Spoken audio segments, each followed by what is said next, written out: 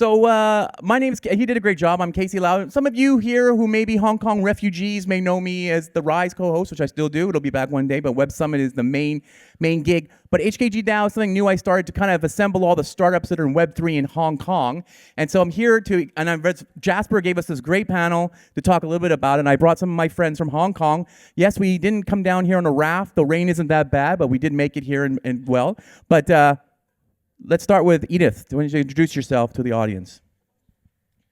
My name is Edith Yeung. I'm a general partner at Race Capital. In 2018, invested in Solana, and in 2019, many other projects that I don't want to name anymore. And but we've been active in the crypto space for the last, I guess, 5-6 years.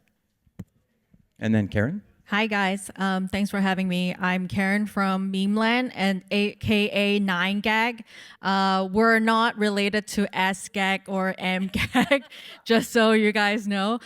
So we're from Hong Kong and we ventured out to Web3 just about 2 years ago, and I'm head of social for that. So a lot of Discord community management going on, but thanks for having me. Okay, great. Let's bring up this slide. The HKG DAO community put together this ecosystem slide so you can kind of see like some of the companies, some of the venture capitalists that are involved, some of the brands, some of the conferences, community that are being built around here. Just to give you an idea of what's going on here. Everybody I think here knows what Animoca Brands is. I made this slide like a couple of days ago. So today, Yat Su, I'm sure everybody knows, he's speaking at every conference here this week in Singapore. Just closed a $20 million round for Mochaverse, so I have to put that on there as well. So that's pretty amazing as well. Rich, awesome, right? Okay. And of course, Memeland, I think is one of the most successful brands, NFT brands in the world, and it comes from Hong Kong, which is pretty exciting. And Casetify, you should probably, everybody knows, is an iPhone case company, right? They're getting into Web3 as well. So they're a big brand because if you go around the world, you see them everywhere. So it's very exciting. So let's talk about okay, so I guess a lot of people probably wondering what's happening in Hong Kong right now, right? Since 2019 was crazy, the pandemic was crazy, the doors opened recently, all this stuff happened with Web3. Edith, maybe you can talk and tell everybody a little bit about how you see Hong Kong right now in the Web3 space, like what's happening locally that people would need an update about. Yeah, just to give a little bit more context, I'm born and raised in Hong Kong. I love Hong Kong, so it's obviously biased, but I also spend probably most of my 80-90% of my time in the US. So the way that I look at Hong Kong really is like a light at the end of the tunnel in some sense, because in contrast, the US atmosphere for Web3 is actually quite down. Mostly because of the regulatory, or on a daily basis you see on the news that it seems like there's a lot of gloom and doom. Going back to Hong Kong is completely a different feeling and atmosphere. I think the key things, particular if you are a founder, at the end of the day is about a few things, right, in terms of building your companies. One is you don't have to worry about people chasing after you legally or compliance-wise. So having regulatory clarity is very, very important. And then at the end of the day, I think that it's really thinking about where your customers and target audience and users are. In particular for B2C with gaming or digital asset, in Asia, you really don't have to explain, right? From Hong Kong, Taiwan, China, or Korea and Japan. My friends who are sitting in front is founder and CEO of X2Y2.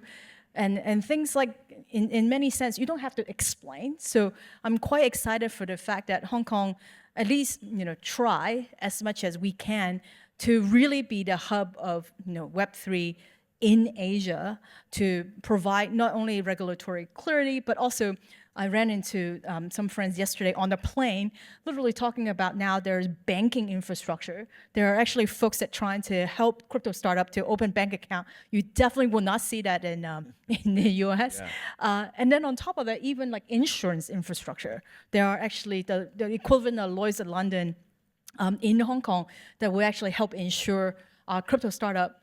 And then last but not least is even the Hong Kong government are now trying to explore their own stablecoin, working with even the Western companies like Circle or Ripple to explore, is it possible to have a government-backed stablecoin, which all these things combined makes it super interesting for Hong Kong as a hub. Yeah. Karen, how about you? You've been in Hong Kong this whole time during the pandemic. and you guys launched all these crazy NFTs during the bear market, right? So what do you see is happening in Hong Kong from your perspective? I think we, as a company, we've been a 15-year-old company as 9gag, and we're a veteran of, in the tech space in Hong Kong. So it's been really lucky, and also like a part of our strategy is that we always thought about like what's next for our Web2 business. And then when we saw the Web3 opportunity, we just couldn't miss it, because it's another way for us to segue into it, because like we've been building communities for a decade, and it's just natural for us to we think about, can we build another community in Web3? And that's our sort of mission, and we're here to stay even at the bear market. We're here to build. Obviously, we chose we couldn't choose a time to launch our projects, our collections. But I think we tried to tell people that, hey, we're here to stay as a project, and we're here to build. And with Hong Kong as an environment, I think it helped us build fearlessly. Yeah. Yeah, great. Okay, a lot of people know that in June 1st, there was a lot of regulatory issue change in Hong Kong.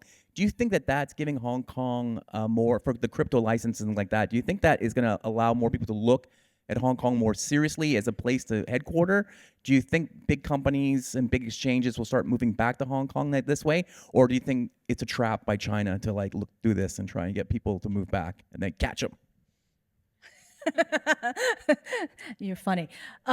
A few things just to clarify what happened June 1st, and Karen, feel free to chime in, because I actually, I weren't there in Hong Kong when it launched.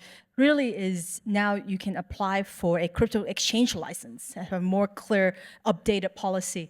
And so far there's basically OCL and HashKey that has successfully gotten the license so far. But having said that, when I ran into my friends on the plane yesterday, because he's more towards on the insurance side. What's fascinated me, don't quote me on it because it is a little bit of rumor. He actually told me there's 200 people applying for the license. I was shocked. I'm like, what? And to get to the point where you actually now can ask for the insurance side are still, like, there's quite a few of them. And to me, it's a really, really great sign. But does that mean that there are going to be a lot more startup sort of move to Hong Kong? I don't know, but I do think that having sort of the crypto exchange infrastructure, having that sort of the anchor for the ecosystem is very, very important to have. And everything else that related to DeFi or TradeFi will automatically slowly come back to that hub. And I think is a really, really good sign. Karen? Yeah, Karen. So I don't know if you know about the regulatory stories, but you're more like in the builder space, right? Do you feel like a vibe in Hong Kong that the people you meet in the community are like inspired by like what Ray Chan is doing in Memeland and wanting to, and then seeing this in the news and seeing a lot of people, international like coverage about what's happening in Hong Kong is inspiring people to start companies in Web3 in Hong Kong? Yeah, I think it's super encouraging for builders in this space, because not only there's a green light, but it's almost like there's a space that's created for us to do it almost like freely, that we're not afraid of, unlike the US. And I think that's important for us to, when people look at Hong Kong, look at builders from Hong Kong, they have that perspective in mind, that we are building it in a way that we're not afraid. And so I think like that's the key of being a builder in Hong Kong. Yeah. Yeah. So Karen and I, we also co-host a show every Thursday morning. GM show. The GM show, Yeah. which was Ray Chan's mastermind to kind of build media in Asia to talk about Web3. Why do you call it the GM show? I'm interviewing you back. Because it happens in the morning. Yeah, that's why. We wanted to create something in the morning that was like kind of a beginning kind of thing for builders to listen to. But we basically are we're talking about what's happening in Asia, and we're bringing like people from the West to teach people in Asia what's going on, right? Yeah. So that's kind of our thing, right? Yeah. And now I forgot what my question was about that. But the idea was, how important is that, building that community, I guess, for the project? Yeah, I do think I can tell you, coming from the U.S. lens, not that most of the U.S. project or people don't really know like what's happening in Yeah. Asia. Yeah. So it's definitely great to see. Actually, more. now I remember that. Now I remember the question. So we had a lot of American projects come on Yeah. the show as guests for interviews. Yeah. And they're all here this week. This is crazy, right? After Korea blockchain week and everyone is coming here, which is great, but because we're gathering on in Asia and we're seeing all these speakers like coming meeting in real life. Yeah. And it's important to have that community because like I think it encouraged a lot of collaboration in between like companies like that. We collaborated with Casetify a lot, and I think that's the environment that encouraged that to happen. Oh, okay. Talk a little bit about that actually, because So- Casetify is like a brand, right? So Yeah. it could be like a brand like an Apple. It's an Apple brand, right? Yeah. That's the thing related to iPhone. Talk a little bit of how that works and how does that help both sides? Yeah, so Casetify has a lot of connection with IPs around the world, and we'll be able to like launch this. We a couple weeks ago, which is the One Piece Soulbound token, in collaboration with Memeland and also Casetify, and I think that's important to show that hey, when we're working with IPs like that, and we'd be able to do it for both sides, which is like a win-win situation, and we'll be able to provide with our holders with like unique experiences, but also like for Casetify to actually have that product in hand, and people are taking photos with the product, and that's like amazing experience. Yeah, and I think that's like the first part, right? Because Casetify is also now allowing you to have a case with your NFT Yeah. on it, right? Whatever NFT, you don't have to be Memeland, it could be any NFT on your case. I don't think I'd ever see this in the States. This is like a total thing that would be anywhere except there. Yeah, Like people showing this off, right? So How yeah, can I get one? it's over. it's over, sorry. You have to be in the Discord 24 hours. Even I missed it. Okay, so Edith, so even though you told everybody you spend most of your time in the US, you are a proud, true Hong Kong person, and you have the Founders HK group. So you do online acceleration for startups and things like that. You also have a newsletter and things like that. You're tracking the funding all the time across Hong Kong, right? I got a lot of this stuff out of Crunchbase, and so we know how much money is being invested. I'm not going to ask you the actual number, but maybe you can talk a little bit about like what is the investment scene looking like for startups in Hong Kong? Are American investors investing in Hong Kong startups, or are we based our future on like Newman Capital and Hashkey and stuff like that? I think so just to put things into perspective, in 2021, over about 30 billion been invested in the Web3 space. In 2022 is about the same, another 30 billion. So in the past, but this year is already in October, is only 5 billion. So it's over 80% dropped overall worldwide, not just for Hong Kong. I think it's good news and bad news. The good news, at least for Asian projects, so even though it sounds like it's sort of not so good news, there's not as much funding going to this space, but because of what's happening in the States, it really doesn't matter where you're at anymore. You could be sitting in Hong Kong, like Memeland, and by the way, like Animoca or Memeland never left. They've always been there, actually. So nothing really like to come back, but because they've been the anchor. To me, it's almost kind of think about an ecosystem is really about how do you actually have the Google, Facebook of Web3 to be in a particular city. So it's not just about money, which a lot of Silicon Valley project funds don't mind investing internationally now because, frankly, it's actually friendlier regulatory environment for them to invest in. So that's great news for Hong Kong. But really, like as project, I'm sure from Memeland or Animoca, there's a lot of really great ecosystem player.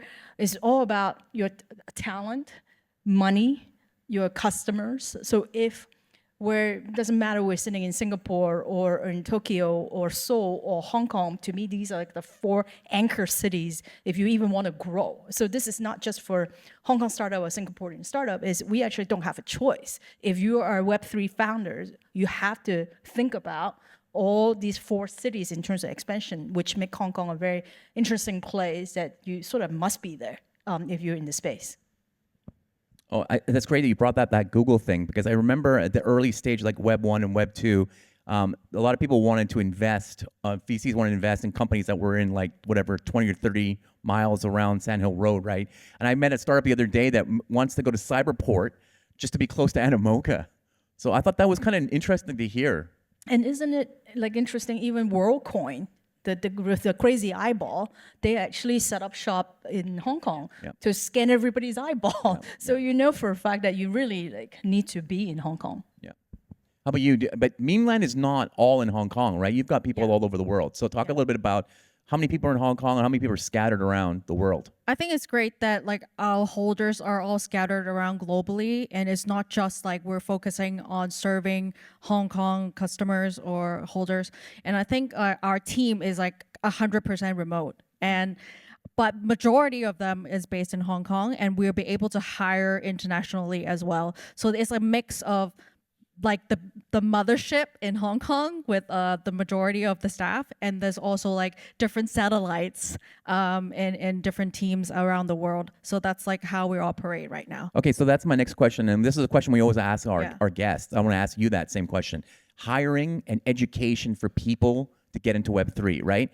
Being a developer, being a designer, easy, you know, Web 1 moved to Web 2 easily. Now Web 3 need a whole new set of skills, right? And the skill, like Discord community manager, that wasn't something that was even a thing 2 years ago, right? How do you find these people, and what is this? Are the schools in Hong Kong, are they teaching people in blockchain and Web 3 and things like that? PhD in blockchain. Can't even graduate yet. Yeah. I mean, talent pool has always been a problem, not just unique to Hong Kong, right? So it's a global thing across different Web3 companies. And I think for us hiring has always been, we're not like hiring people that are already in Web3. We need to find people that are interested in Web3. Maybe their personal life is around Web3, and they want to expand their career in that because like we can't just find the current pool, and there's never enough people. So we usually hire engineers or community managers when they're already in the space. They're active in community already, and that's where we find the talent. Which we have a community manager in Barbados or in India and in different places around the world. So yeah. But the headquarters will always be in Hong Kong. Yeah. You don't even know that Memeland is a Hong Kong project until Ray Chan opens his mouth. Yeah, exactly. And I think that's great because like nobody knows us like who we are when we were 9gag. Yeah. And then now Memeland is more like a one-on-one relationship with the holders. And so we have to be, I'm Karen and he's Ray, and we have to show our faces and build a relationship with the holders. Yeah, very interesting. Edith, what, in terms of investing, right? I know you don't necessarily invest in Hong Kong companies, but you know, looking at Hong Kong and in Silicon Valley, right? Silicon Valley is where you're mostly based, and I've been spending more time there too, and I see a very competitive advantage of being there, just from that ecosystem, that echo chamber. Do you think that Hong Kong, with these new rules coming into place, new players coming in, do you think that Hong Kong will have, what is the Hong Kong's competitive advantage going forward in terms of, as opposed to say maybe Singapore or Dubai or some of these other cities that are getting bigger and bigger in terms of, you know, startup ecosystems in Web3? Like as I mentioned earlier, I think there's a few things going on, and as a founder, actually, the few things that you really need to focus on is talent. Well, I don't know if you remember last year I wrote an article on SEMP, Can Hong Kong be the next Silicon Valley? Yeah. And in the article is really inspired by Paul Graham, which really, that article was what makes Silicon Valley Silicon Valley. And we need two types of people. We need the geeks and we need the rich people. And the good, let's talk about the rich people. Even though I said earlier there's about 30 billion in 2021, 30 billion in 2022, this year is only 5. But don't forget in 2022 is about 10 to 20 billion dollars been raised for crypto funds. So there's a gap, right? So where do these money go? If they cannot, if the Silicon Valley VC is hesitating to invest in Silicon Valley Web3 companies, they need to go somewhere. So if I were you as a founder, doesn't matter you're sitting in Singapore or Hong Kong, I will go hard on some of these US funds because they need to deploy and there's a lot of dry powder. And they need to sort of, you can absorb them. Okay. So you get the rich people of course, there's a whole bunch of investors that you listed. I didn't even know they exist. That's actively investing. But I think to the Hong Kong founders, there's the world is your oyster on the funding side. The geek side, sort of similar to what Karen was talking about earlier, is Web3 and crypto space is the one space nobody cares where you are. It just happened that we're sitting in Hong Kong. I always sort of being super inspired by the Israeli, where actually I think Hong Kong may have even more population than Israel, but from day one they created companies and it's super global. And I think like that sort of mindset, you don't have to teach or explain to the geeks in Hong Kong or to founders in Hong Kong to hire internationally. So I think we should be super proud of like the setup right now. But of course we need more people, but I don't think we need to teach the kids on a digital wallet because it's a second nature to them.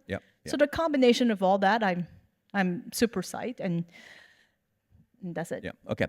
Do you have something to add to that? Yeah, speaking of rich people, rich there are a lot of whales who are people that Yes. owns a lot of NFTs that are actually based in Hong Kong. Yeah. And that's why the Ape Fest is coming to Hong Kong in November. Oh, yeah, that's so right. I think that's the combination of like geeks and rich people coming together Yeah, in that one event. And ETH Hong Kong end of October, and then also Solana Hacker House mid-November. And I mean, Memeland is also doing a festival as well. There's a lot of Yeah. stuff going on. So this week in Singapore, to me, I don't know about you guys, but it's blowing my mind.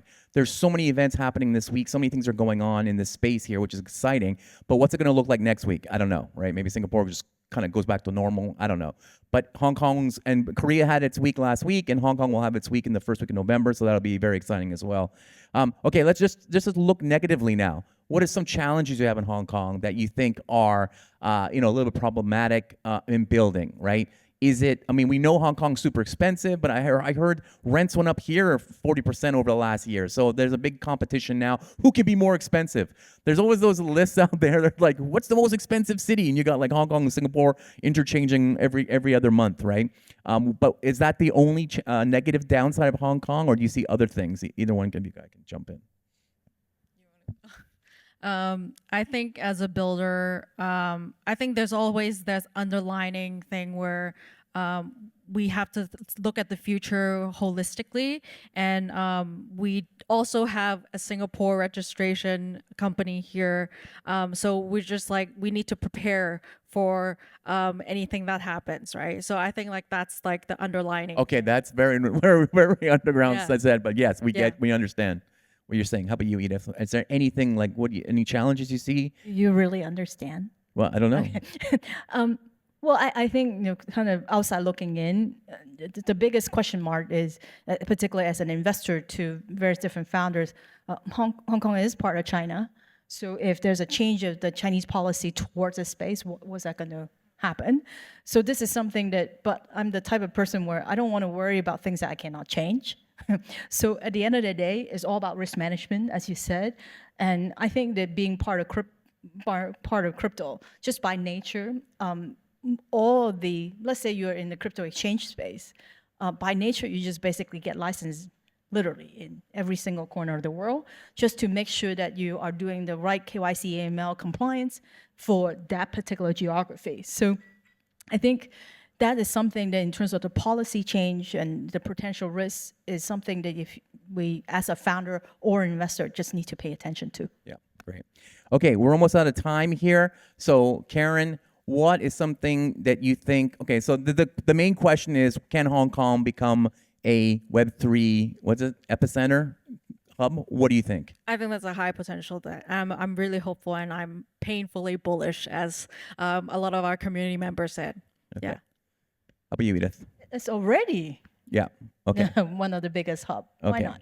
Yeah, you think so? Yeah. I think so. I know. Oh, I wanted to say that in the thing, but Jasper's like, that's too positive. We look like we work for the government, but we don't. We're not. We're just a bunch of fans here. All right. Thank you very much for my panel. Thank you very much for listening.